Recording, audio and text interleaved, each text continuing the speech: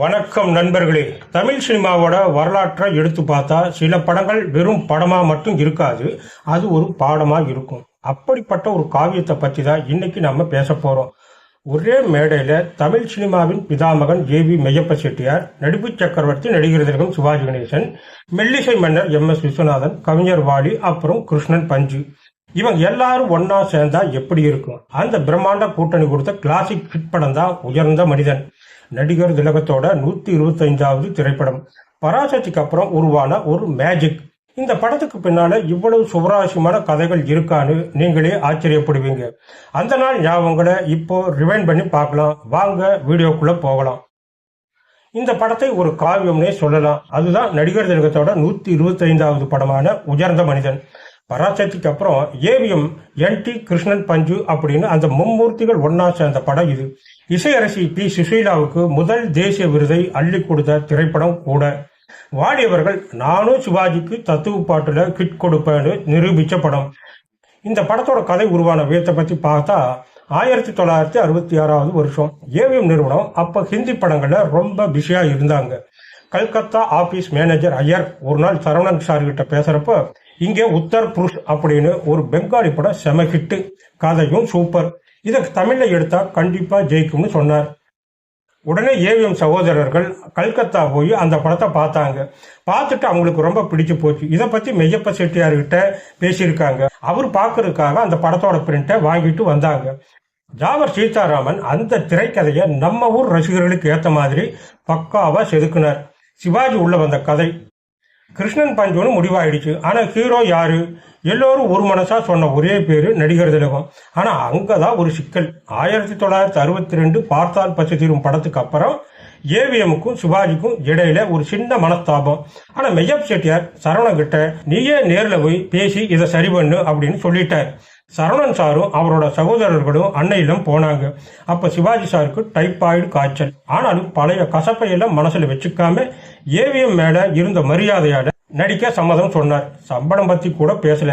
என் தம்பி சண்முகம் ஆபீஸ்க்கு வருவார், நீங்க என்ன கொடுத்தாலும் ஓகே அப்படின்னு சொல்லிட்டாரு. ஆனா ஏவிஎம் அப்போதைய மார்க்கெட் ரேட்டையே அவருக்கு கௌரவமா கொடுத்தாங்க. உடல்நிலை தெரின அப்புறம் ஒரிஜினல் பெங்காலி படத்தை பார்த்த சிவாஜி, இதுல ஹீரோவுக்கு பெரிய வேலையே இல்லையே, நான் வேணா அந்த டாக்டர் கேரக்டர்ல கௌரவ தோற்றம் நடிக்கட்டுமா அப்படின்னு கேட்டார். ஆனா சரவணன் சார் விடாம போராடி அவரை ஹீரோவா நடிக்க வச்சார். இப்ப அடுத்த அதிர்ச்சி, டாக்டர் வேஷத்துக்கு அசோகன் முடிவா இருக்காரு அப்படின்னு தெரிஞ்சதும் சிவாஜிக்கு ஒரு தயக்கம். ஏன்னா அப்ப எம்ஜிஆர் சிவாஜி ரசிகர்களுக்கு இடையில பெரிய போட்டி. அசோகன் எம்ஜிஆர் டீம்னு ஒரு பேச்சு இருந்துச்சு.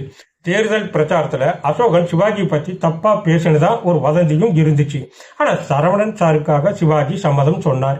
அடுத்த சிக்கல் இப்ப வந்துச்சு. டைரக்டர் பஞ்சு சார் குங்குமம் பண்ண டயத்துல இவங்க 2 பேருக்கும் இடையில ஒரு கசப்பான அனுபவம் இருந்துச்சு.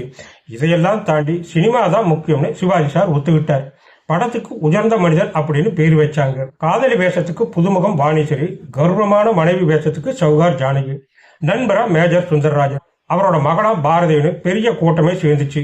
மகன் வேஷத்துக்கு சிவகுமார் சார மெய்யப்ப செட்டியார் தான் ரெக்கமெண்ட் பண்ணினாரு. கந்தன் கருணை முருகனா பார்த்த சிவகுமாருக்கு இதுல ஒரு அப்பாவி மகன் வேஷம். ஆனா நடுவுல 8 மாசம் வேலை நிறுத்தம், ஏவிஎம்மோட ஹிந்தி பட வேலைகள்னு படம் லேட் ஆனதுனால சிவகுமார் சாருக்கு எம்ஜிஆரோட என்னென்ன பட வாய்ப்பு கை நழுவி போயிடுச்சு. கடைசியில் அண்ணா கலைஞர் தலையிட்டால ஸ்ட்ரைக் முடிவுக்கு வந்து படம் ஆரம்பிச்சது. இந்த படத்துல சிவாஜி சார் ஒரு அண்டர் பிளே நடிப்புல மிரட்டி இருப்பார். அந்த ராஜசேகரன் கேரக்டரா வாழ்ந்திருப்பார். 20,000 வேலி நிலம்னு அவர் பேசுற வசனமாகட்டும், சிவகுமார் கொண்டு வர சாப்பாட்டை அவர் ரசிச்சு சாப்பிட்ற காட்சியாகட்டும், சான்ஸே இல்லை. இதுக்கும் 17 வருஷம் கழிச்சு வந்த முதல் மரியாதை சாப்பாட்டு சீனுக்கு இதுதான் ஒரு இன்ஸ்பிரேஷனோ அப்படின்னு தோணும். அசோகன் இதுல சிவாஜி மிஞ்சிட்டார்னு சொல்லுவாங்க. ஆனா அந்த கிளைமேக்ஸ் காட்சியில அசோகன் அப்படி நடிக்க சொன்னதே நடிகர் திலகம் தான். இந்த படத்தோட பாடல்களும் விருதுகளும் பத்தி இப்ப பார்க்கலாம். நாளை இந்த வேலை பார்த்து பாட்டு, கொடைக்கானல ஷூட் பண்ணுன பாட்டு. எம்.எஸ். விஸ்வநாதன் சொன்ன மாதிரியே சுசீலாவுக்கு முதல் நேஷனல் அவார்டை இந்த பாட்டு வாங்கி கொடுத்துச்சு. அடுத்ததா வெள்ளிக்கிண்ணம் தான் பாட்டு. இதுல ஒரு காட்சியில சிவாஜி போடுற அந்த சின்ன டான்ஸ் மூமெண்ட் செம்ம மாசா இருக்கும். அடுத்ததா என் கேள்விக்கு என்ன பதில் பாட்டு. இதுல சிவகுமார் ரொம்ப நெருக்கமா பாடுற மாதிரி முதல்ல எடுத்தாங்க. ஆனா செட்டியார் சொன்னதுக்காக அப்புறம் மாற்றப்பட்டு மறுபடியும் எடுத்தாங்க. அடுத்ததா அந்த நாள் ஞாபகம் மாஸ்டர் பீஸான பாட்டு. படம் ஆரம்பிச்சு 45 நிமிஷம் ஆகியும் ஹீரோவுக்கு பாட்டு இல்லைன்னு உருவானதுதான் இந்த தத்துவ பாடல். பாலிசாருக்கு சிவாஜி படத்துல ஒரு பெரிய ஹிட் கொடுக்கணும்னு ஆசை. அதை இந்த பாட்டுல தீர்த்துக்கிட்டார். MS விஸ்வநாதன் இந்த பாட்டை சிவாஜி பாட சொன்னார். ஆனா அதுக்கு அவர் மறுத்துட்டு TMS பாட சொன்னார். இதுக்காக TMS என்ன பண்ணினாரு தெரியுமா? அந்த மூச்சிறைப்பு வர்றதுக்காக ஸ்டுடியோவை சுத்தி சுத்தி ஓடி வந்து அந்த பாட்டை பாடினார்.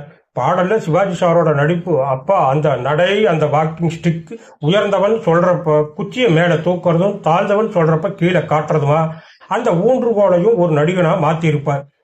1968 29 ரிலீஸ் ஆன இந்த படம் ஒரு இமாலய வெற்றி. சிவாஜி நடிச்சு ஏவிஎம்மோட முதல் படமும் 125வது படமும் ஒரே டைம்ல அமைஞ்சது ஒரு பெரிய ரெக்கார்டு. அப்போதைய முதல்வர் அண்ணா அவர்கள் உடல்நிலை சரியில்லாத நேரத்திலும் இந்த படத்தை பார்த்துட்டு எங்கிருந்தாலும் வாழ்க அப்படின்னு சிவாஜியை வாழ்த்தினார். அவர் கலந்துகிட்ட கடைசி சினிமா நிகழ்ச்சி இதுதான். ஆக மொத்தம் உயர்ந்த மனிதன் வெறும் படத்தோட தலைப்பு மட்டும் இல்ல, இது நடிகர் திலகத்தோட அந்த மென்மையான நடிப்புக்கும் ஏவிஎம் நிறுவனத்தோட நேர்மைக்கும் கிடைச்ச ஒரு மகுடம். படம் முடிஞ்சு பல வருஷம் ஆனாலும் இன்னைக்கு மனசு பாரமா இருக்கிறப்ப அந்த நாள் ஞாபகம் பாட்டை கேட்டா ஏதோ ஒரு நிம்மதி கிடைக்குது இல்லையா? அதுதான் அந்த படைப்போட வெற்றி. அன்றைய முதல்வர் அண்ணா அவர்கள் சொன்னது போல, காலங்கள் கடந்தாலும் இந்த படமும் இதில் உழைத்த கலைஞர்களும் எங்கிருந்தாலும் வாழ்க. இந்த வீடியோ உங்களுக்கு பிடிச்சிருந்தா லைக் பண்ணுங்க, மறக்காம நம்ம சேனலுக்கு சப்ஸ்கிரைப் பண்ணிடுங்க. இன்னொரு சூப்பரான சினிமா கதையோட உங்களை சந்திக்கிறேன். நன்றி, வணக்கம்.